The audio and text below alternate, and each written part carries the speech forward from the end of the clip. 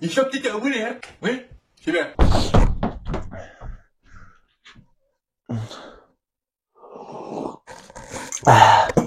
Ça fait longtemps qu'on ne se sont pas vus face à face, en tête à tête, comme tu peux le voir. Je suis entouré de deux petits moteurs du Seigneur. Ça, c'est le moteur en bec en stunt de ma petite couille gauche, donc ma moitié de ma couille qui est en bas à Perpignan. Il n'arrête pas de tomber en panne, que des galères. Bon, lui, il faut dire qu'il prend son scooter, poignée dans l'angle, sur l'autoroute, à 120 comme ça, là.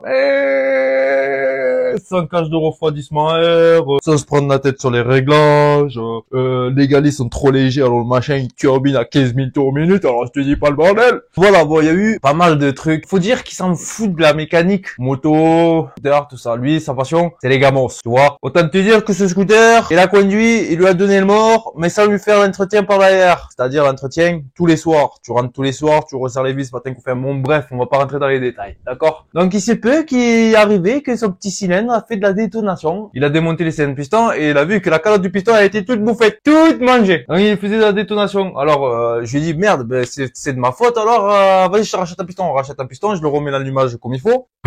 Et pareil encore, une semaine après, pam, détonation, piston bouffé, segmentation collée. Alors on comprend pas, putain, non. Alors après, je sais pas si c'était au 98 ou au 95 qui roulait avec le dernier piston, mais voilà. C'est à chaque fois qu'il s'arrête et qu'il dort et qu'il revient le lendemain, il va pour démarrer le scooter, il démarre plus. C'est pas genre il serre en roulant. Bon bref. Enfin, du coup, maintenant le bloc, je lui dis, tu me l'amènes. Les pistons, les 3 pistons serrés, tu me donnes les 3 pistons serrés, les 2 culasses, le cylindre.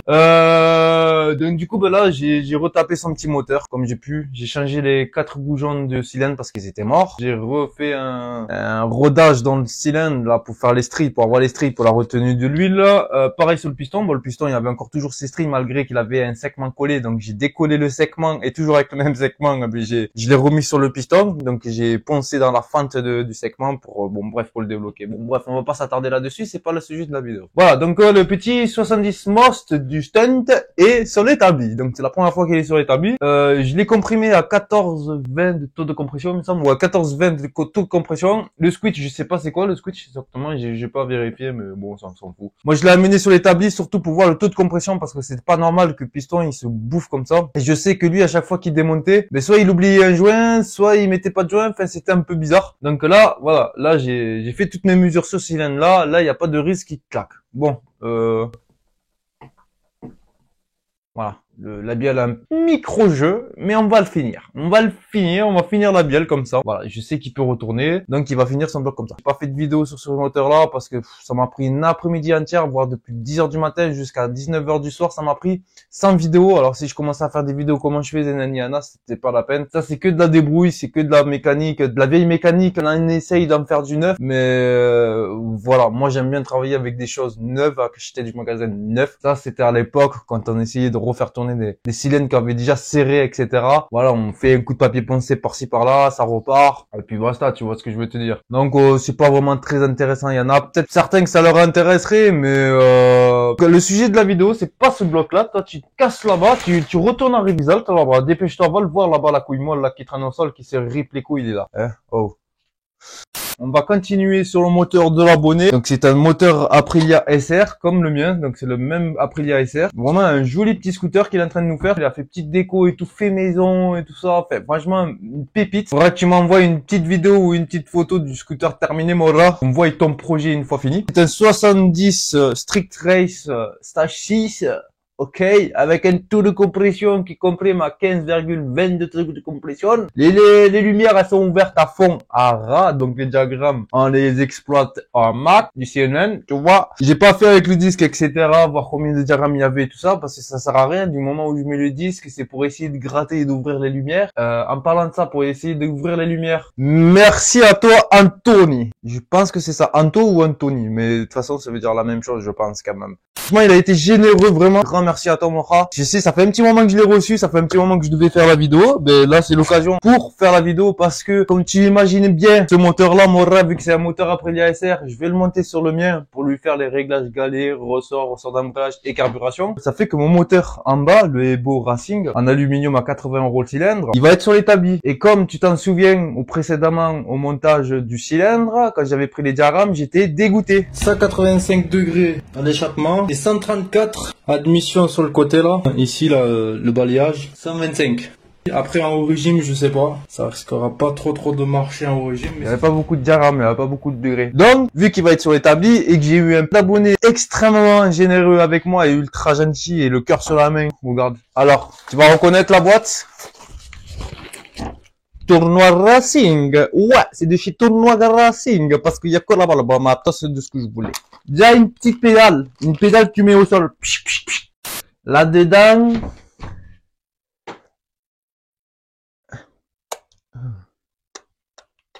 La Dremel d'angle, signé Tournoi Racing, avec sa petite boîte imprimante 3D de Tournoi Racing. Merci Tournoi Racing, vraiment c'est très propre. C'est du AliExpress les gars, c'est du AliExpress que Tournoi Racing prend et réunit pour se le monter soi-même. Donc voilà, c'est qualité sûre, c'est ce que lui il utilise. Donc une petite Dremel d'angle.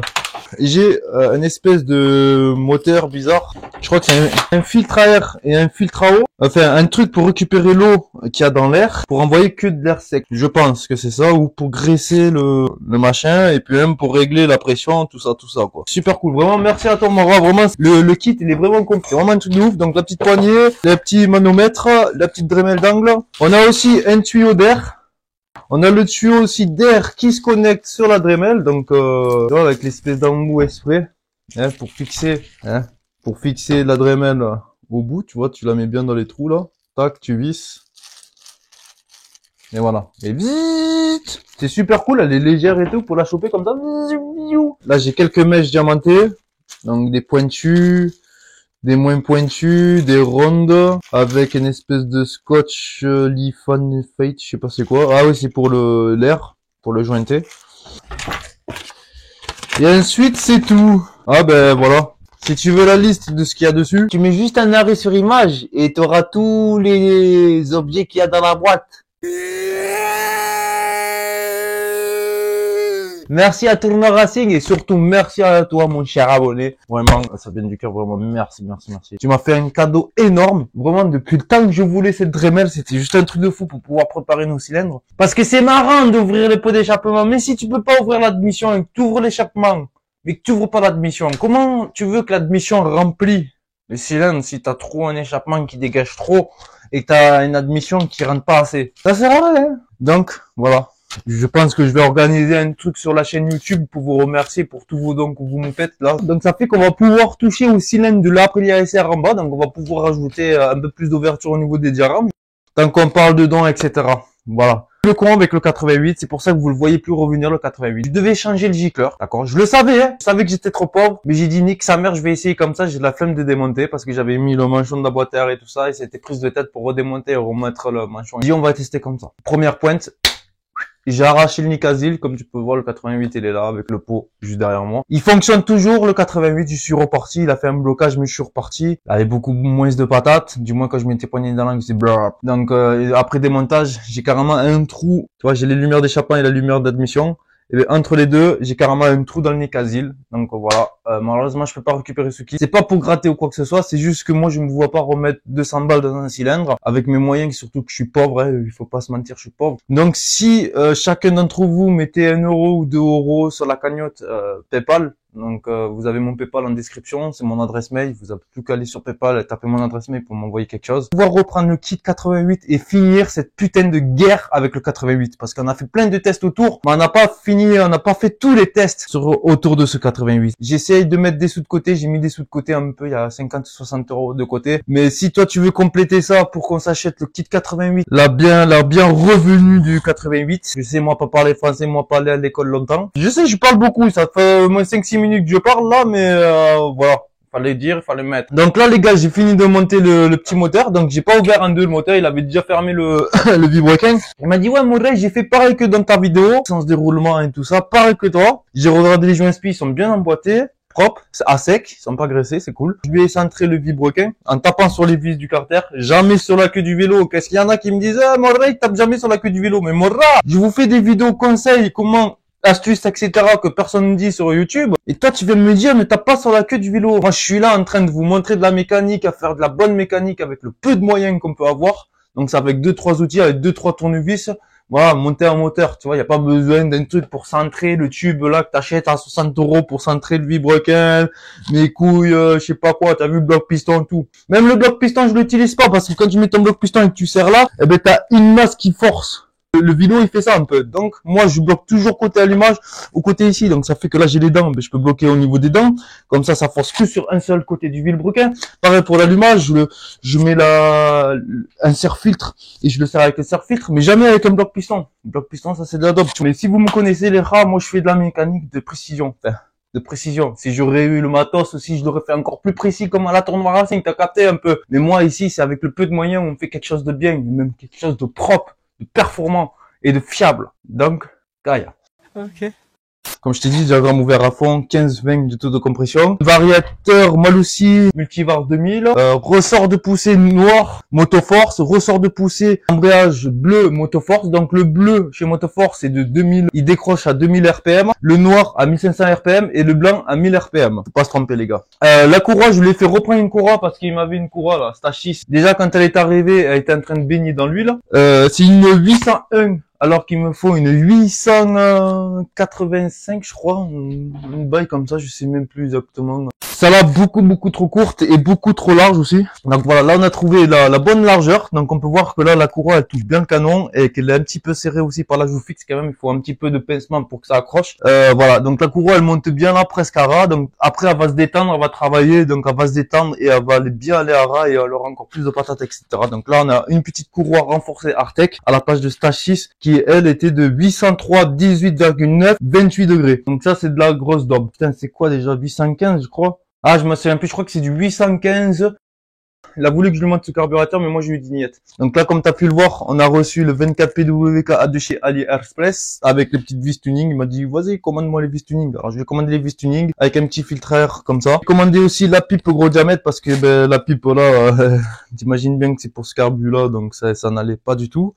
Bon, c'est pas la même qualité, hein. Celle de AliExpress, elle est un peu moins bonne que celle-là. Mais bon, voilà, pour pas cher, on fait avec. Carbula, les rats, j'ai souvent serré des machines à l'époque quand j'étais jeune. Quand j'avais 14, 15, 16 ans, vers cette époque-là. Et j'aimais bien ces carbus à l'époque. Sauf que quand je les montais, je les réglais tout ça. À chaque fois, je serrais, la machine elle était molle, elle était grasse, enfin, irréglable. Le truc inréglable. C'est galère à régler. Et après, je me suis penché sur les PWK. Bon, les PWK, déjà, tu peux les préparer de A à Z, c'est pas mal. Il y a un autre modèle de carburateur que j'aimerais bien essayer, c'est le Mukini TM. Il y a un abonné qui m'en a parlé en description en vidéo. Il m'a dit, ouais, t'as beau aimer les PWK naniana, mais essaye les Mukini, tout ça, il marche mieux. Alors, oui, Morey, c'était prévu pour le 88. Malheureusement, le 88, eh ben, il nous a quitté avant, hein, parce que je voulais prendre un 30 Mukini TM. Donc voilà, c'est pour ça, les gars, si vous voulez m'aider, que le 88 revienne, parce que moi aussi, il me manque. Bon, ça va, il y a les grosses chaleurs. On peut pas trop le sortir, s'il roulerait. Mais ça aurait été bien, la petite balade du soir, tu vois, papa, avec une petite expérience par-ci, par-là, comme la volute, patin coup faire. Il y avait tellement de choses encore à faire, les gars, sur le 88. Je suis vraiment triste. Bon, c'est parti, mon rey. Je descends en bas, je vais démonter mon bloc, monter en haut, monter ce bloc. Ah, il y a du boulot. Bon, je pense pas te filmer quand je vais démonter et remonter le bloc, hein. C'est tout con, tout simple, hein, de démonter un moteur d'un châssis. On se reprend de suite quand le moteur est sur ma partie cycle prêt à démarrer. Donc, mise en eau, mise en essence, tout de brancher, les freins, etc. Parce qu'on va le tester. Ok, les rats, comme ça, moi, je vais enchaîner et on se retrouve tout de suite après, pour le premier démarrage. Et après, dans une prochaine vidéo, on fera la prépa cylindre de la Prédériser qui est en bas. Je sais, je parle beaucoup, il y a rien à regarder, mais là, il y aura quelque chose à regarder.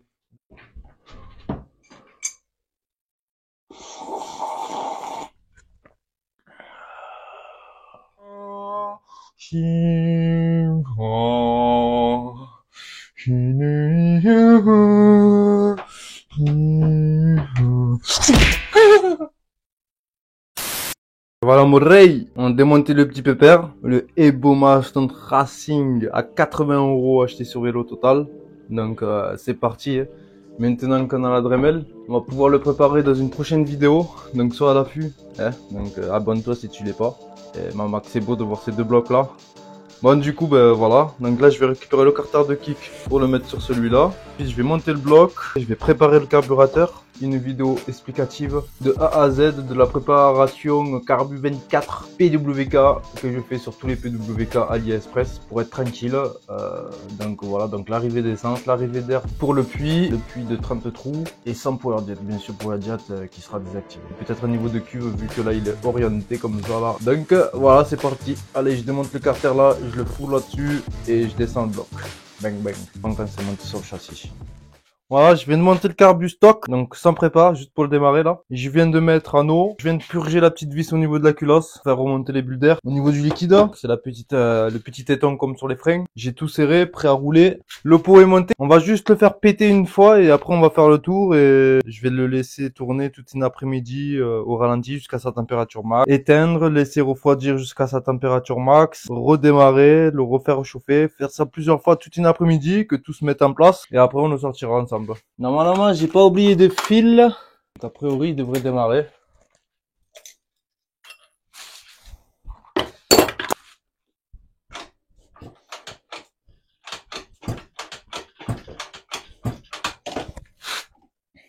Un petit coup de starter. La vis d'air, je la ferme à fond. Oh, là, il a failli péter. Oula, le pot est mal emboîté, on dirait. Oh non. Oh non. Alors, il y a un défaut sur le pot. Que je redémonte le pot. Alors, je sais pas si tu vas voir là. Regarde. Il touche la barre en dessous. Voilà. Juste une petite boule de soudure. Il touche la barre et ça fait que là, c'est mal emboîté. Ça n'a pas mis longtemps à démarrer. C'est cool. Bon, ben, faut que je démonte le pot. Gratter ça. Fait chier, quoi. Putain.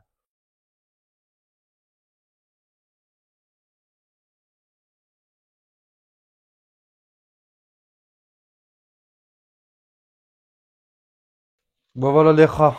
Donc là j'ai limé comme tu as pu le voir, mais ça touche encore, mais vraiment la moitié d'un millimètre. Donc à voir.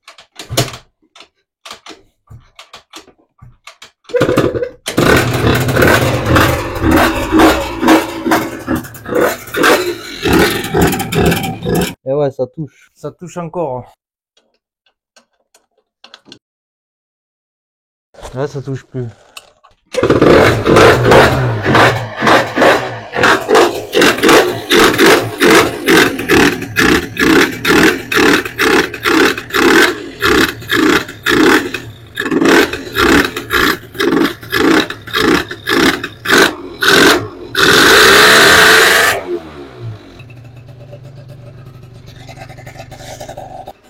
Bang bang. Perfecto. Un tour et quart.